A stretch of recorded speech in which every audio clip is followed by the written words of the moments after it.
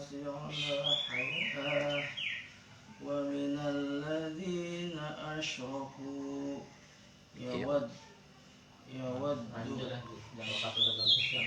ومن الذين أشركوا يود أحدهم لو يؤمر الألف سنة وما هو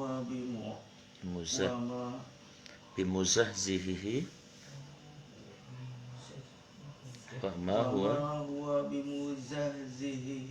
من العذاب أن يؤمر والله بشير بما يعملون قل من كان عدوا لجبريل فإنه نزله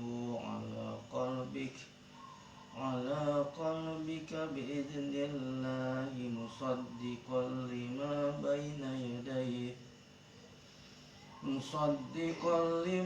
بين يديه وهدى وبشرى للمؤمنين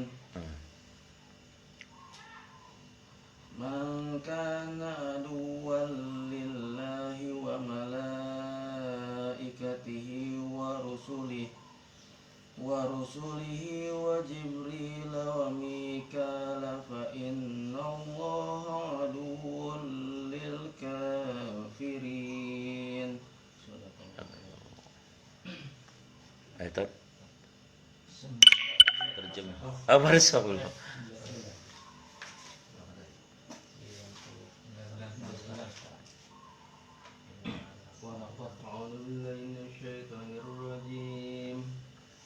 ولقد أنزلنا إليك آيات بينات وما يكفر بها إلا الفاسقون أوكلما عاهدوا عهدا نبذه فريق منهم بل أكثرهم لا يؤمنون.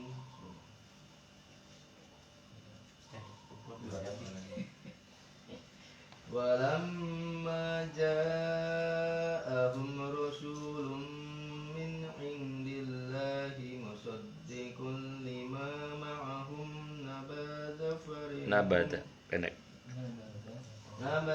فريق من الذين أوتوا كتاب الله وراء ظهورهم كأنهم لا يعلمون. Di share Pak Isat. Dan apabila 76 setelah. Ya. Dan apabila mereka berjumpa dengan orang-orang yang beriman, mereka berkata, kami telah beriman. Tapi apabila kembali kepada sesamanya, mereka bertanya, apakah akan kamu ceritakan kepada mereka apa yang telah diterangkan Allah kepadamu, sehingga mereka dapat menyanggah kamu di hadapan Tuhanmu. Tidakkah kamu mengerti? Dan tidaklah mereka tahu bahwa Allah mengetahui apa yang mereka sembunyikan dan apa yang mereka nyatakan. Dan di antara mereka ada yang buta huruf, tidak memahami kitab Taurat kecuali hanya berangan-angan, dan mereka hanya menduga-duga. Maka celakalah orang-orang yang menulis kitab dengan tangan mereka sendiri,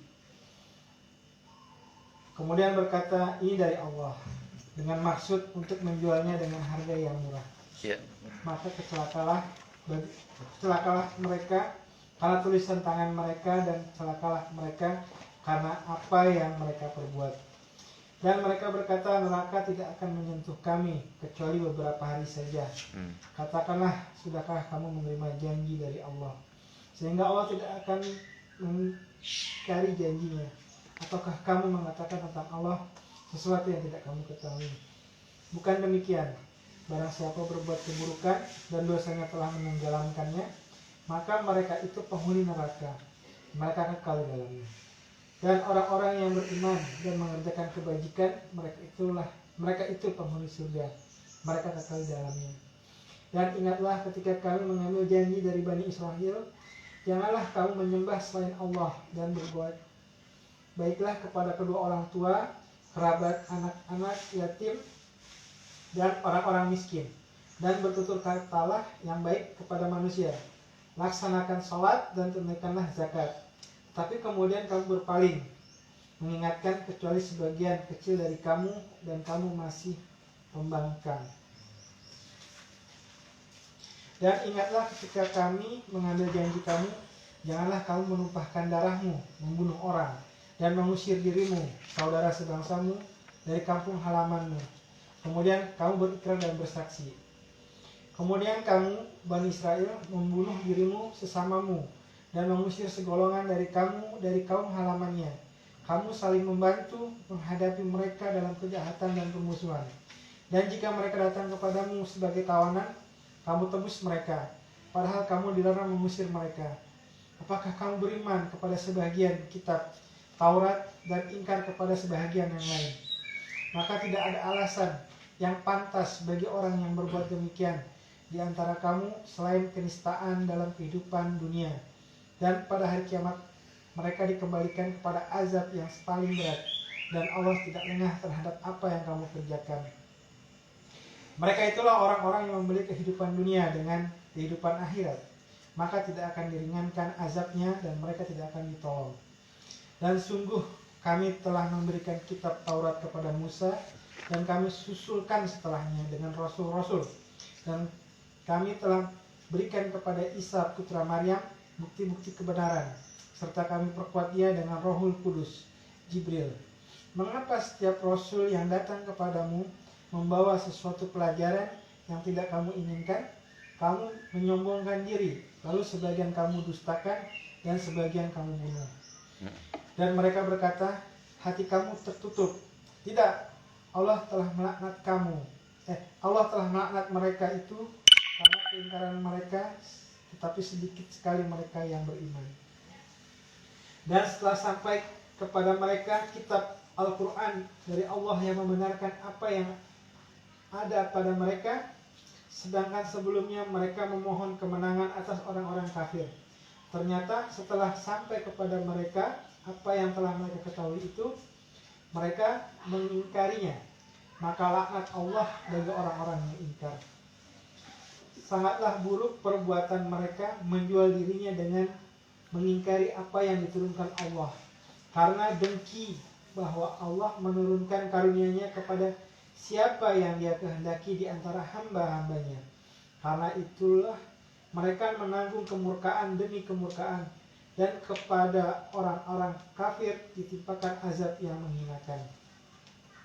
Dan apabila dikatakan kepada mereka, berimanlah kepada apa yang diturunkan Allah, Al-Quran, mereka menjawab, kami beriman kepada apa yang diturunkan kepada kami.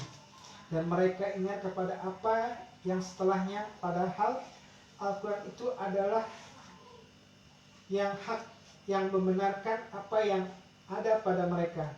Katakanlah Muhammad, mengapa kamu dahulu membunuh nabi-nabi Allah jika kamu orang-orang beriman? Dan sungguh Musa telah datang kepadamu dengan bukti-bukti kebenaran. Kemudian kamu mengambil patung anak sapi sebagai sesembahan setelah kepergiannya, dan kamu menjadi orang-orang zalim.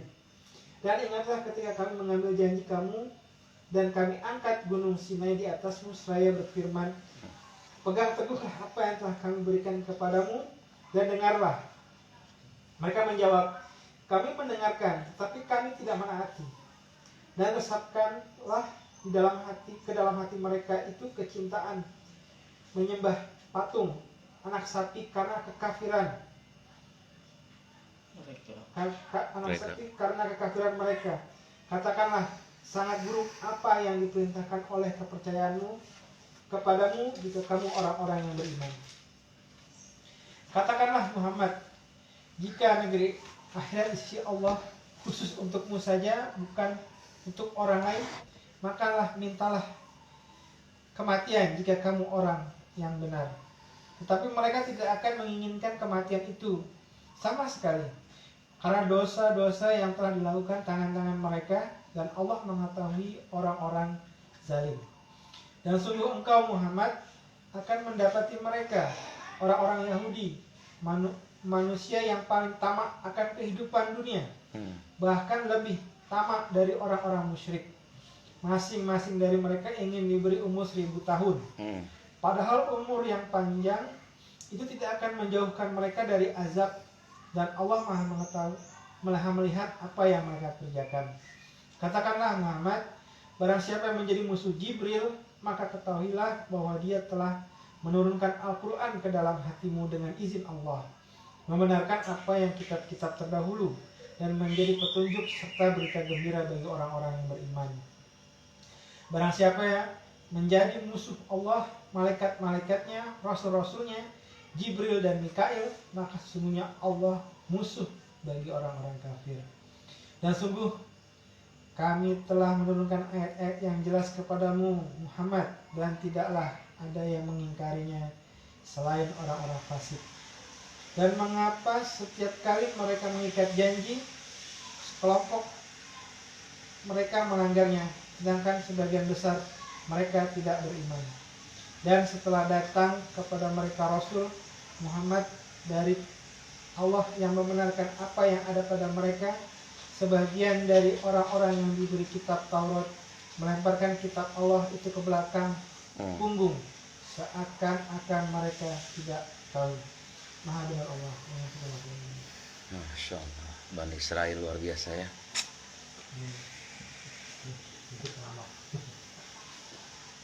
Baik, yang kedua, mari kita berdoa, bermohon kepada Allah. Mudah-mudahan kita dan keluarga senantiasa diampuni oleh Allah ya. Diberikan keberkahan, berikan rahmat, berikan perlindungan, kemudahan. Mudah-mudahan Allah takdirkan kita dan keluarga kita nanti menjadi penghuni surganya insyaallah. Al-Fatihah. A'udzubillahi minasyaitonir rajim. Bismillahirrahmanirrahim. Alhamdulillahirabbil alamin arrahmanir rahim maliki yaumiddin. Iyyaka na'budu wa iyyaka nasta'in. Ihdinas shiratal mustaqim. Shiratal ladzina an'amta 'alaihim ghairil.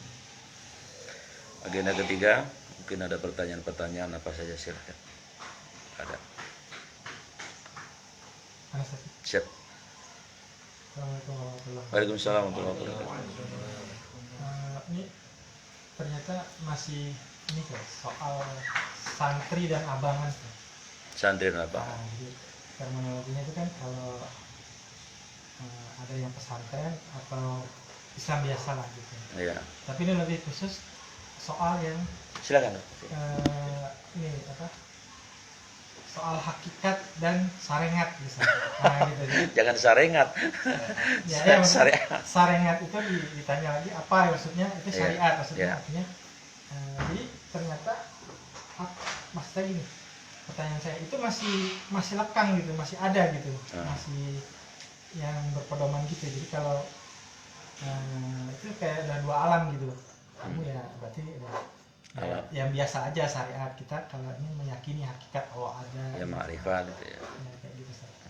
Nah terkait dengan situasi yang sekarang ini kan seakan-akan umat Islam itu kan terpecah dalam artian ada sebagian yang istilahnya ditemenin, dibaik-baikan oleh situasi politik yang ada gitu.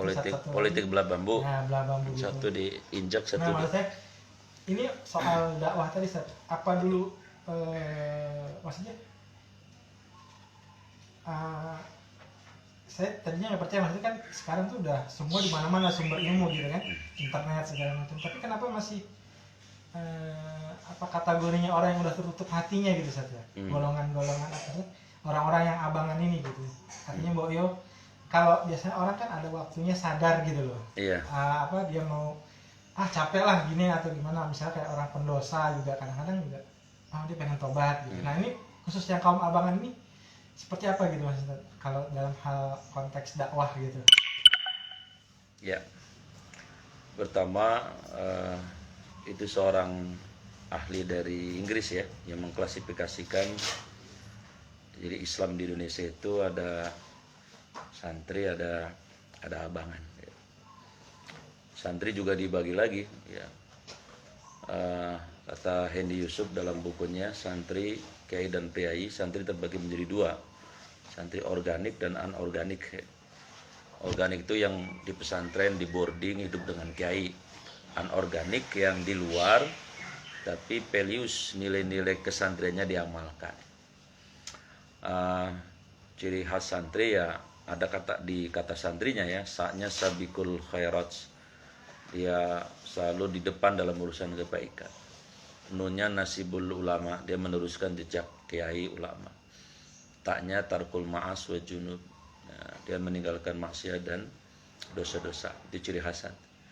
Kemudian roknya ridhollah, jadi prinsipnya tanam padi tumbuh rumput.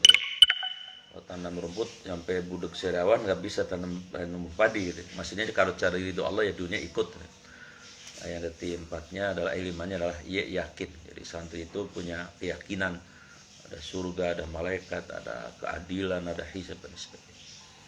Nah, kemudian abangan itu juga terbagi menjadi macam-macam. Ada abangan konservatif ya, itu kaum sinkretis ya, yang sholat tapi kemenyan jalan terus ya, sholat tapi sesajen harus misalnya, sholat tapi kalau ngawinin anak udah ada hitungannya, itu sinkretis ya. Ada abangan yang modern, yaitu kaum liberal yang bilang kawin beda agama boleh, semua agama sama. Ini kedua-duanya sebetulnya sama ya, mereka inhiraf, menjauhkan dari substansi Islam. Islam tidak seperti itu. Nah, kemudian di kalangan sebagian dari umat Islam ada tiga istilah. Ada istilah syariat, ada kemudian hakikat, ada ma'rifat. Kalau yang syariat itu yang zohir ya, yang sholatnya pakai fisik ya, itu namanya syariat. Puasa itu syariat, itu Islam. Lalu naik menjadi hakikat ya, itu sudah ibadahnya pakai batin ya, sering disebut dengan istilah sufi ya, dari kata as-sof, yang kain wol yang lembut. Nah, nanti yang keempat adalah ma'rifat. Kalau sudah ma'rifat itu nggak ada siapa-siapa, dirinya pun sudah tidak ada, yang ada hanya Allah. Ini klasifikasi itu juga ada ya. Nah, kalau saya ikut kepada orang yang memahami Islam secara sederhana sesuai yang Rasul konsepkan. Jadi Islam itu ada akidah ya, ada syariah, ada ibadah, ada akhlak. Makanya kemarin tujuan tarbiyah sudah kita bahas. Pertama adalah salamatul akidah, perbaiki akidah ya. Jadi jangan ada sampai ada syirik ya, sekecil apapun ya. Syirik tidak harus nyembah berhala, syirik itu banyak. Karena definisi Tuhan itu kan alladzi lahuhul qalbi ya, sesuatu yang hati kita itu begitu tertambat ya, dengan sangat kuat ya, baik manusia, benda, harta, apa saja, pokoknya yang melebihi ya kadarnya, kecintaan, min kulli khaufin, ketakutan, wa khubin, kecintaan, wa rojain, dan sandaran melebihi kepada Allah, itu namanya Tuhan palsu. Jadi kalau kita menyandarkan melebihi kadarnya kepada Allah, berarti kita telah rusak syirik kita. Kita takut melebihi takutnya kepada Allah, rusak tauhid kita. Kita cinta kepada sesuatu melebihi kadar cinta kepada Allah, itu rusak tauhid kita. Nah, yang saya pahami itu yang sederhana seperti itu. Jadi akidah kita harus diluruskan selurus-lurusnya. Nah, kemudian yang kedua, shahihul ibadah. Ibadahnya harus yang baik dan benar. Bagaimana caranya? Kemarin kita sudah bahas juga. Yaitu kalau ibadah mahdhah, ittiba kepada Rasul. Berusaha semaksimal mungkin ikuti Rasul. Nah, yang kedua ada ibadah yang ghairu mahdhah, yang pengertiannya adalah tadi, yang dari mulai bangun tidur sampai tidur, baik ucapan, perkataan, perbuatan, hati, perasaan, pikiran, semuanya dalam rangka mengabdi kepada Allah, itu ibadah. Jadi luas. Nah, kemudian yang ketiga, kemarin matinul khuluq ya, akhlak kita harus baik, akhlak pada Allah, pada manusia, pada hewan, pada jin, pada malaikat, pada semuanya. Dan nanti baru kita materi poin yang kelima sekarang. Jadi itu klasifikasi yang dibuat oleh orang luar justru ya. Orang luar ya, orang luar. Tapi memang faktanya bukan sampai hari ini, sampai hari kiamat akan tetap ada. Ya. Cuman kalau di dalam akidah klasifikasinya gamblang. Mukmin ya. Kemudian kafir ya, munafik, fasik, 4 saja klasifikasinya. Mukmin yang iqrarun bilisan, tasdiqun biqalbi, wal amalul bijawari. Yang syahadat ya, asyhadu alla ilaha illallah, asyhadu anna muhammadar rasulullah, hati membenarkan 100%, anggota tubuh beramal dengan ikrarnya itu ya, itu namanya mukmin. Ya. Nah, yang kedua kafir, kebalikannya, kafirlah ikrarun. Definisi kafir itu sebetulnya gampang sekali, yang nggak mau syahadat Nabi, syahadat tauhid sama Rasul itu kafir. Mau mereknya Konghucu, Buddha, Hindu, semua terserah. Tapi yang tidak mau ikrar asyhadu alla ilaha illallah, asyhadu anna muhammadar rasulullah, itu kafir. Tapi mereka beramal, amal kebaikan, hatinya tidak membenarkan. Nah, baru yang ketiga munafik. Ya. Munafik itu ikrarnya ada, syahadatnya ada, ya. Tapi lantas tiga biqalbi, hatinya rusak, ragu. Enggak yakin 100%, namanya munafik. Wal amalu bil jawari, orang munafik juga beramal. Bahkan kalau sholat di depan kalau di masjid Abdullah bin Ubay itu. Nah, kemudian yang ketiga adalah yang keempat adalah fasik. Ya, fasik itu ikrar juga syahadat, ya, tasdik juga membenarkan, tapi la amal bil jawari. Jadi amalnya rusak ya, karena kemaksiatan dan kedurhakaan. Jadi di dalam akidah sederhana. Makanya saya memahami agama enggak menjelimet-jelimet sih ya. Mumet-mumet yang tadi hakikat lah ribet-ribet amat. Ikuti Nabi saja sama sahabat. Belajar akidah juga sederhana. Ketika kita sudah paham la ilaha illallah Muhammadur Rasul, insya Allah akan berakhlak, akan ibadahnya tumbuh sendiri, akan ikut memberikan kontribusi terhadap agama dan seterusnya dan seterusnya. Jadi itu klasifikasi yang dibuat oleh orang. Begitu kan, untuk wacana ya, untuk keilmuan ya, untuk keilmuan. Nah itu biasanya sering dibenturkan gitu Pak. Iya, karena yang satu dengan pemahaman karena kategorisasi tadi itu. Kan kata Nabi, saya ti ummati zaman, nanti akan menimpa kepada umatku yang keadaan umatku itu syarrul khalqi, seburuk-buruk makhluk ya. Kenapa? Karena pada saat itu Islam mengalami kemunduran umat Islam. Faktornya internal dan eksternal. Nah, salah satu umat ini mundur adalah faktor eksternal. Salah satunya adalah ya Al-Baqarah 120, walang ta'du angkal yahudu wal nasara hatta. Jadi dua golongan ini nggak bakal senang sama Islam. Nggak bakal senang kalau Islam ini maju dan sebagainya. Maka berbagai macam cara dirusaklah Islam dan umat Islam itu. Ya. Jadi faktor internalnya juga ada. Faktor internal itu biasanya kolaborasi antara hawa nafsu dan syaitan. Lalu masuk internal, kerjasama, kolaborasi, merusak Islam dari dalam. Jadi yang dari eksternal ngajak yang dari dalam. Ya semacam yang paling gampang tadi, yang ngomong semua agama sama, itu sebetulnya upaya merusak Islam, akidah yang dirusak. Bagaimana mungkin Allah sudah mengatakan inna dina indal Islam ya, Al-Imran ayat 19 kan, agama yang Allah akui cuman Islam. Terus sholatnya gimana Pak?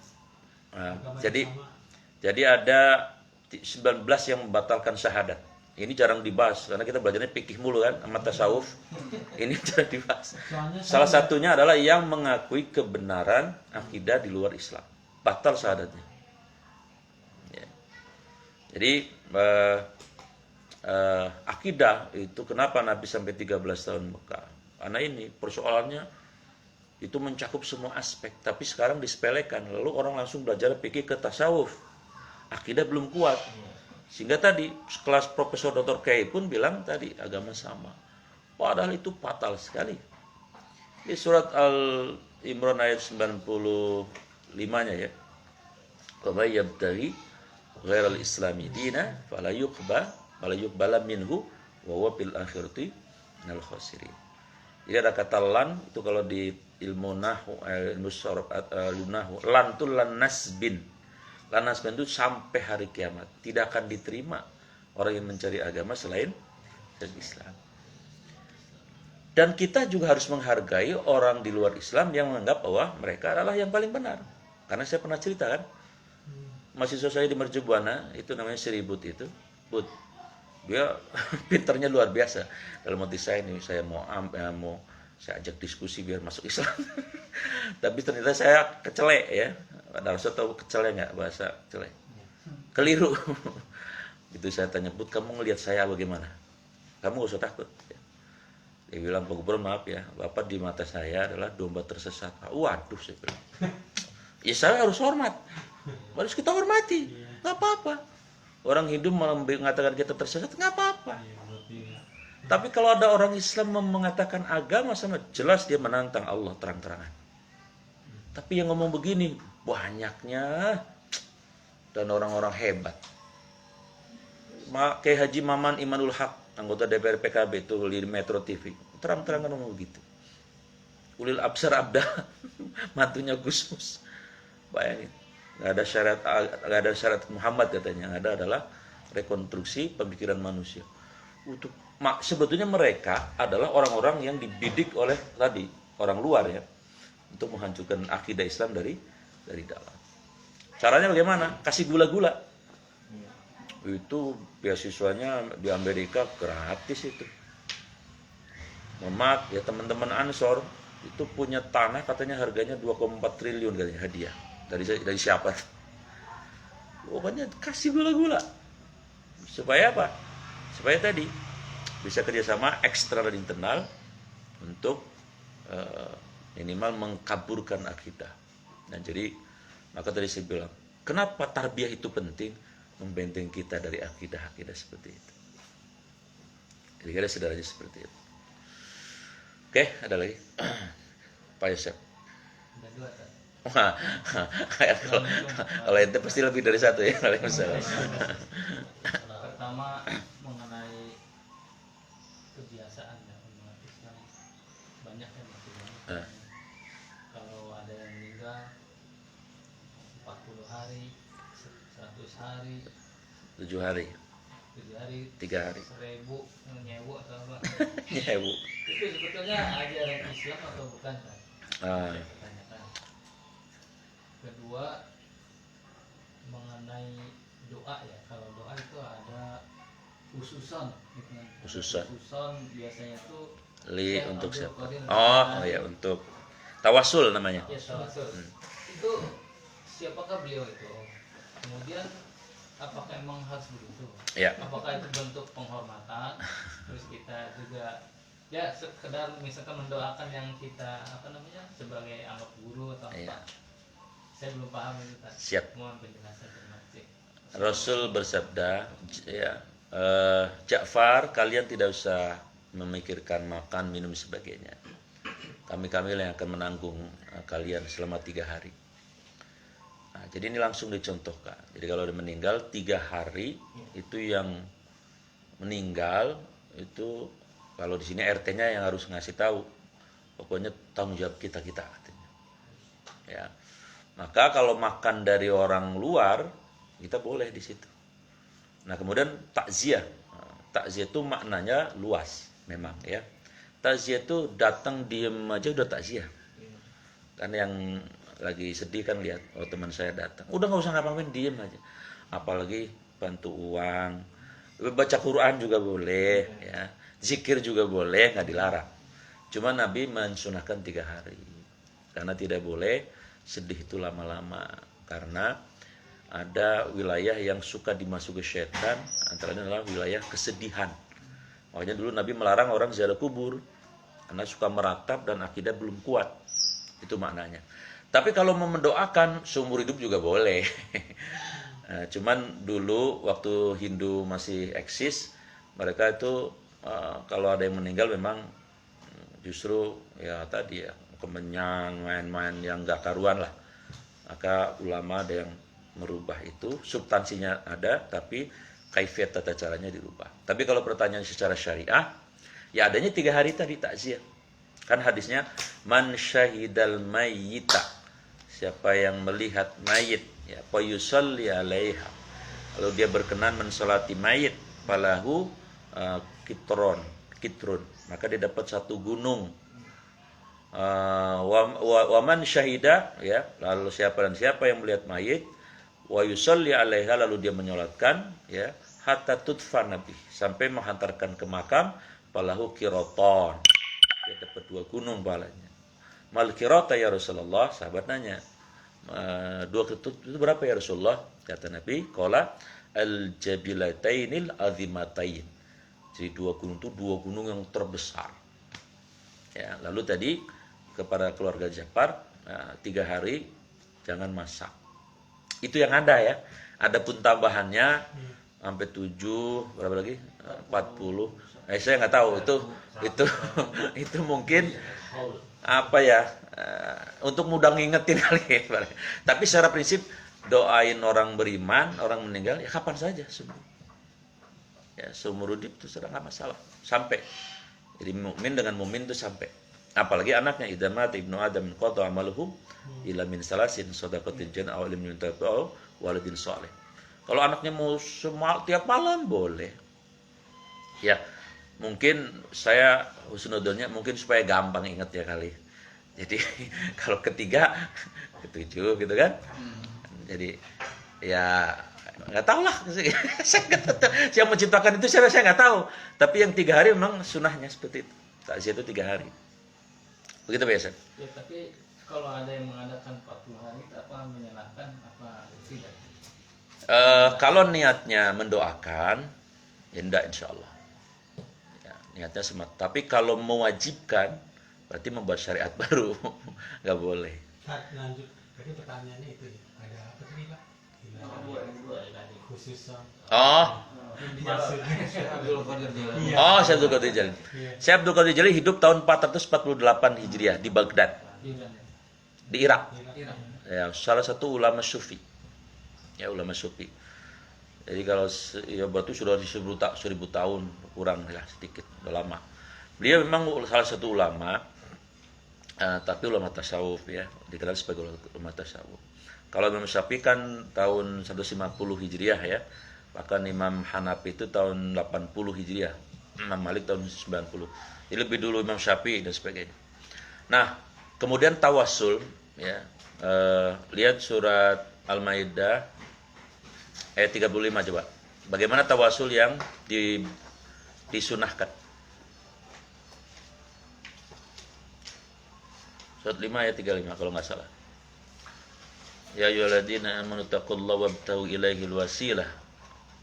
Wahai orang-orang yang beriman, bertakwalah kepada Allah dan carilah wasilah jalan untuk mendekatkan diri kepadanya, dan berjihadlah, berjuanglah di jalan-jalannya agar kamu beruntung. Tawassul itu yang disepakati oleh para ulama akidah. Pertama ya, bertawasul dengan amal soleh. Dalilnya hadis Riyadhus Shalihin yang 3 orang kejebak ke gunung ya.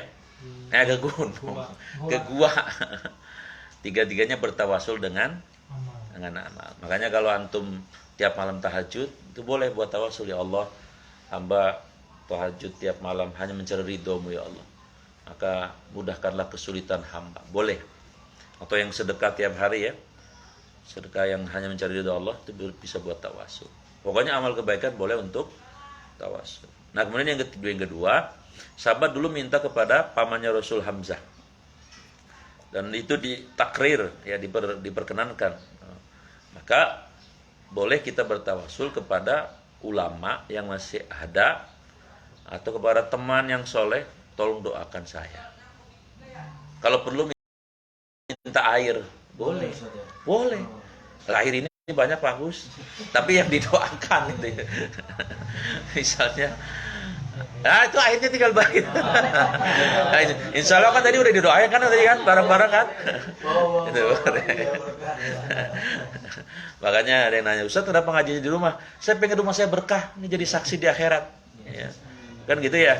Maka saya tawarin kalau yang mau ambil supaya dapat berkah. Nah, kemudian tawasul yang ketiga itu dengan doa orang tua. Ya, itu keramat orang tua. Terutama ibu ya, mintalah sama ibu untuk mendoakan kita. Itu Pak Yosef. Adapun yang tadi yang ila hadratin Nabi Mustafa Rasulullah sallallahu alaihi wasallam wa ala alihi wa sahbihi wa auladi wa duridahi Ismail Khadri ikhwan min anbiya'il muslimin wal auliya ya. Kalau saya wal auliya saja umum wa syuhada wa sholih. Tadi saya tidak, kalau tahlil saya tahlil, tapi saya tidak menyebutkan tadi satu persatu. Karena ya mohon maaf, ulama itu seperti bintang Pak. Mungkin Pak Syekh Abdul Qadir Jailani dalam aspek tasawuf mungkin menonjol. Tapi ulama-ulama akidah luar biasa. Ya, tidak disebut. Jadi rasanya nggak apa ya. Ya kita kan harus menghormati semua ulama ya. General semua ulama. Makanya saya kalau talil alladzina yakhafuna alaihim wa hum yahzanun. Ibaduka wa auliyuka. Wali-walimu dan hamba-hambamu yang soleh, tidak saya sebut namanya. Ya karena tadi saya bilang ulama itu banyak ya, dan keilmuannya juga variatif masing-masing. Tapi kalau ada yang tadi memang menyebut nama Abdul Qadir Jailani, itu memang niatnya mereka berpendapat niatnya tawasul untuk kepada yang meninggal yang dianggap dekat dengan Allah. Maka tadi memaknai tafsir ayat tadi pun ya kepada orang yang menati juga. Ini namanya ikhtilaful ulama. Perbedaan di kalangan para ulama. Maka kalau namanya ikhtilaf ya yang tidak prinsip ya kita saling menghormati. Maksudnya enggak musyrik ya Ustaz ya? Insya Allah enggak. Enggak ya. Nah, karena tujuannya lita'diman. Dan tadi keyakinan bahwa yang mati pun bisa bermanfaat. Maka ya kita hormati. Tapi kalau saya tidak pakai, saya general saja ulama, saya hormati semua. Biasanya NU tuh kuat banget, nggak bisa dirubah. Ya kalau mewajibkan nggak boleh, haram. Kalau Jumat yang gitu, Pak. Susah dirubah. Susah. Dikasih yang baru tetap harus begitu caranya. Nggak apa-apa sih. Makanya ngaji tuh, ya, saya semalam ngisi di melatih situ Sunung di Geraha Raya dan melatih loka. Ngaji datang, terus kata jamaah, udah langsung Ustaz. Nah saya bilang ngaji tuh yang enak begini. Saya yang kadang-kadang ribut ngaji tahlilnya lama, aduh, sholawat, aduh. Terus dalam udah ngantuk, Ustaznya ngantuk, dia ngantuk kelamaan. Selamatan juga jangan lama-lama. Selamatan ngapain sih lama-lama? Udah sambutan 2 menit, udah doa udah selesai gitu. Pasti begitu kalau kesini. Tapi yang kelamaan, padahal yang utama itu yang harus kita prioritaskan, yang prinsip-prinsipnya tadi. Kira-kira gitu. Termasuk kemarin saya waktu sambutan Ustadz Mizan, ritualnya kelamaan saya bilang. Saya disuruh jam 9, antum siap, saya mau siap jam 9, no, udah nyampe sono. La ilaha illallah, sampai jam 11:30. Ritualnya Pak, palang pintunya aja ada setengah jam kali. Walah segala. Saya mah dalam hati nanti, saya mah kalau nanti nikahin anak, nggak usah ribet-ribet lah, orang udah pada lapar, yang kekejek juga udah pada capek ya. Sekarang begitu statusnya kenyataannya dulu ada juga nggak bisa begitu. Ya kalau pakai IO begitu konsekuensinya. Kalau saya nggak mau pakai IO lah, kita aja yang mengkrit ya. Jadi gitu ya, ilah itu ikhtilaf. Ya kita menghormati saja. Baik Syab ya? Siap. Di Sumedang masih begitu, Ustaz. Di sini Pak. Oh, di sini masih Yang antum kalau pengen kayak gitunya lama di Serang. Itu tawasulnya sampai 1 jam itu. Disebut semua ulama-ulama sufi dari zaman Baghdad sampai zaman apa? Ya Allah, padahal kulluhum jamiah, semuanya saja udah kena kan, dapat kan? Karena orang tuh suka ramenya gitu ya. Substansinya nggak diambil. Kan satu nama, satu al-fatihah. Ya sudah, kalau misalnya bi niatil bi barakatil surafillah khususan ila kulluhum al ulama ussolihin ajmain al-fatih. Semua kena dapat. Dari sejak Sayyidina Abu Bakar sampai ulama terakhir dapat semua. Lah ngapa disebut satu-satu? Lah kan kelamaan. Oh, satu al-fatihah bisa semuanya. Semua bagus. Inamal amalu binniat, tergantung niatnya. Ini ngaji juga saya mau ngomong lama 1 jam padat selesai lah. Ngaji kelamaan lah, yang lain kan harus butuh waktu kan. Itu udah mau habis. Jadi gitu ya Pak Syaf ya. Ya. Tapi kita harus saling menghormati saja, karena itu persoalan cabang-cabang ranting, bukan prinsip ya. Kalau kita nggak pakai ya nggak pakai nggak apa-apa. Kalau ada orang pakai ya kita hormati. Makanya saya kalau tahlil mau pakai bagaimana? Paket lengkap, paket lengkap ya lengkap. Gitu.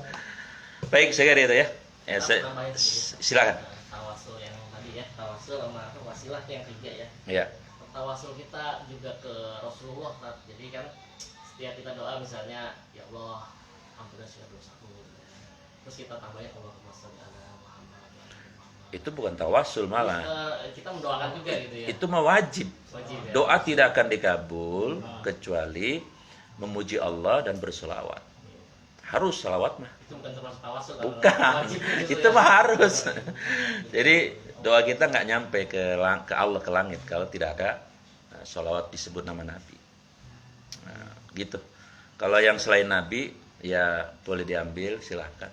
Itu perbedaan pendapat. Kalau doa tadi sholawat sama Alhamdulillah. Alhamdulillah. Amdalah dulu.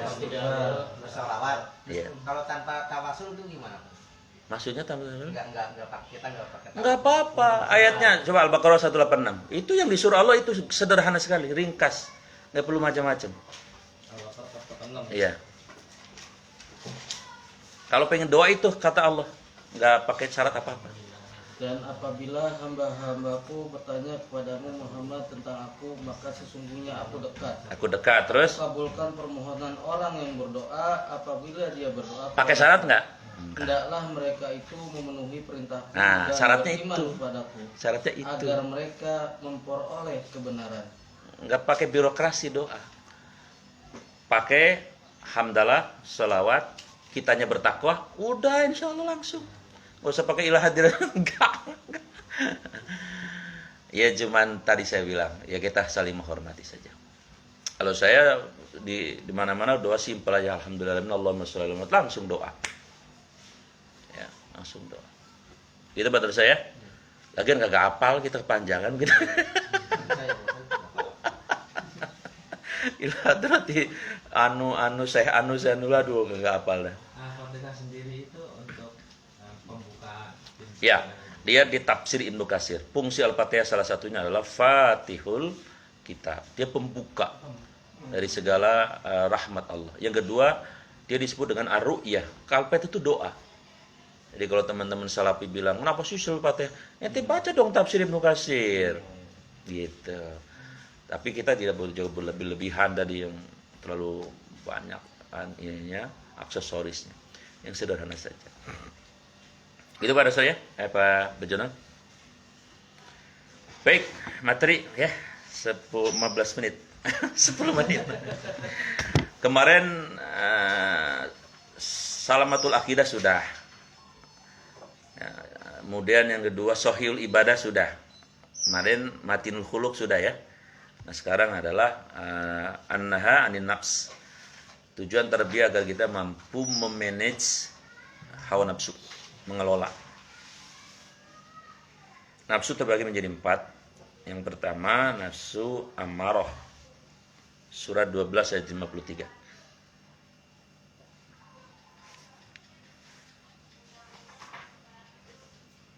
Surat 12 ayat 53. Nafsu amarah. Amarah itu secara bahasa artinya memerintahkan.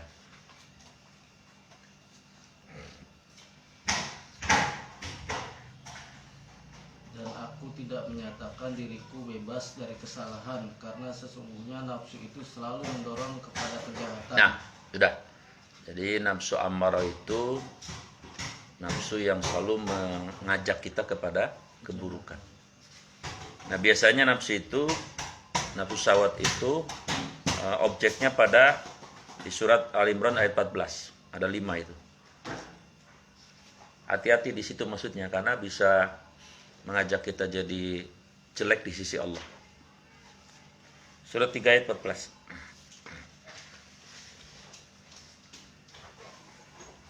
Dijadikan terasa indah dalam pandangan manusia cinta. Cukup. Zuyyina linnas hubbus syahwat. Ada syahwat, keinginan ya, kepada perempuan. Maksudnya apa? Kalau kita nggak hati-hati, ya, perempuan kan banyak di luar cantik-cantik ya, itu bisa merusak kita. Apalagi yang agak-agak ganteng-ganteng nih, Anton agak gantengan dikit nih, masih muda lagi. Kalau kayak saya Pak Bejono udah aki-aki. Pak Apor udah gak pantes. Pak Ir atau paling itu Pak Ir. Udah muda, cakep, jabatan tinggi, waduh, mantep. Hati-hati, perempuan itu bisa merusak kita. Merusak rumah tangga, merusak citra, merusak takwa, merusak surga. Yang kedua, wal banin, anak dan anak buah. Kalau nggak hati-hati bisa membuat kita jadi sombong. Wow, anak buah kita kan banyak. Anak kita kan cakep, lulusan UI dan sebagainya. Yang ketiga, wal qanatir muntardi minad dabi wal fiddah, emas perak, harta. Harta hati-hati. Kalau nggak dipahami itu titipan, bisa repot. Ya, hawa nafsu kita selalu pengennya ngumpulin sehingga alhaqumut takasur, terus memperbanyak hatta surtumul maqbur. Baru ketika dikubur sadar, waduh ternyata jangankan mobil saya ya Allah, kancing baju saya aja kagak masuk gitu. Yang keempat, khayl musawwamah, kendaraan, kuda-kuda pilihan. Kendaraan lah, hati-hati. Kalau kendaraan itu untuk kebutuhan keluarga, untuk silaturahim, selalu berpahala, bahkan bisa masuk surga itu. Anjing aja bisa masuk surga. Tapi kalau kendaraan untuk pamer ya, itu hati-hati. Itu berarti ada nafsu di situ. Yang keempat, 5 al-an'am ya, 6 ya berarti 6. Iya, yang kelima adalah ternak ya. Orang kaya kan biasanya punya empang, punya kayak si itu Raffi Ahmad kayak punya kebun binatang katanya sendiri di rumah. Raffi apa siapa itu? Irfan ya, Irfan Hakim. Iya, itu punya binatang-binatang yang luar biasa. Kalau sampai itu binatang melalaikan dari Allah, hati-hati, berarti ada nafsu di situ. Nah, kemudian yang ke-6 adalah properti. Ya, properti kalau sekarang mah ya. Awal ladang udah tinggalan, yang penting rumah ya. Pak Ir rumahnya aja 3 ada ini Pak Ir. Tapi kalau rumahnya buat ngaji begini insya Allah. Nah, jadi nafsu amarah itu objeknya banyak. Ini yang kedua adalah nafsu bahimiyah, nafsu binatang. Surat 7 178 79. Al-A'raf 179.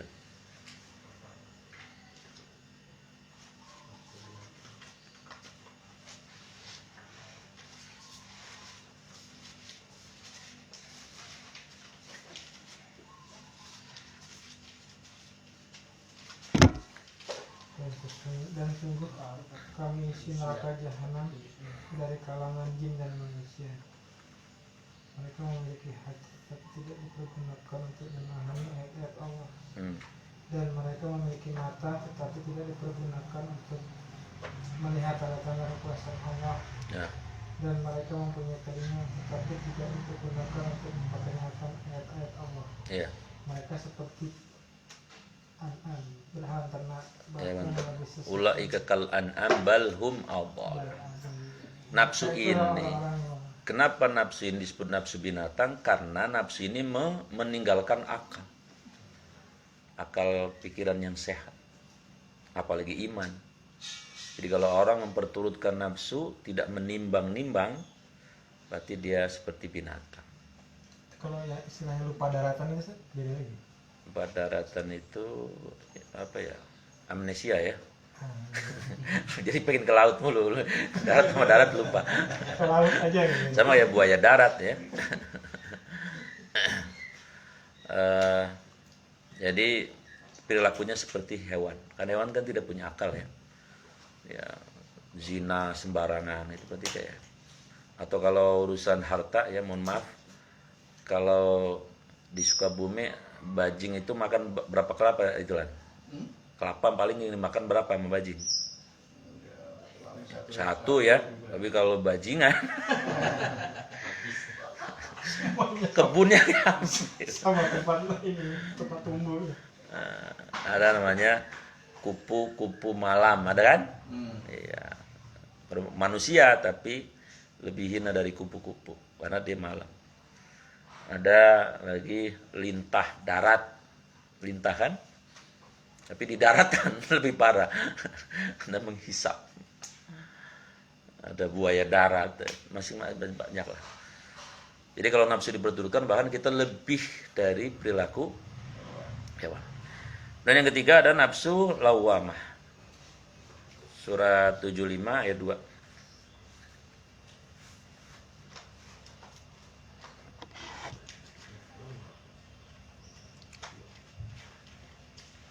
Nafsu apa, Tat? Lawamah. Artinya nafsu yang disesali. Ini orang-orang yang melestarikan tobat sambel ya. Ayat berapa? Ustaz? Ayat 2. Dan aku bersumpah demi jiwa yang selalu menyesali dirinya sendiri. Di dalam ilmu tafsir, kalau Allah bersumpah dengan objek sesuatu, maka itu penting. 75. Maka Allah mengingatkan kita, jangan jadi orang yang punya lawamah, yang suka apa ya, balik-balik mulu gitu. Udah tobat, balik lagi. Maka kelawannya apa? Istiqomah. Aliko juga harus istiqomah.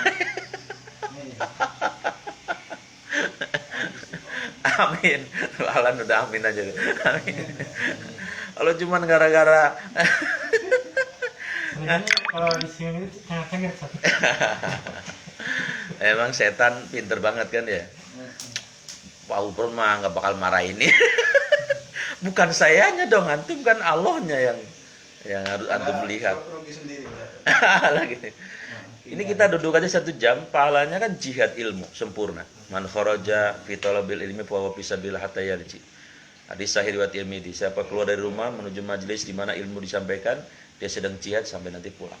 Sempurna pahala jihad kita. Itu pahala lebih mahal dari mobil R3. Jangan Fortuner, terkayak Vanessa Angel. R3 dia. Tapi kan tadi setan luar biasa kan? Setan jin juga ngalang-alangi, setan manusia ngalang. Maka kalau pengen gak lawamah, janjinya sama Allah, jangan sama manusia. Ya Allah, saya mau melakukan kebaikan ya karena Engkau ya Allah. Insya Allah lah itu lawamah. Yang terakhir ada nafsu mutmainnah. Nafsul mutmainnah. Surat 89 ayat 27. Nah, ini nafsu yang paling ideal. Kayaknya punya antum semua nih. Surat 79 ayat 27. Al-Fajr.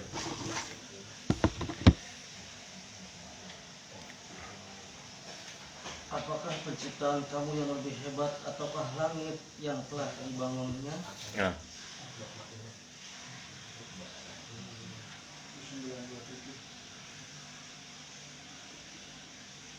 Ada? Wahai jiwa yang tenang, kembalilah kepada Rabbmu dengan penuh keridhaan karena Engkau telah diridhoi.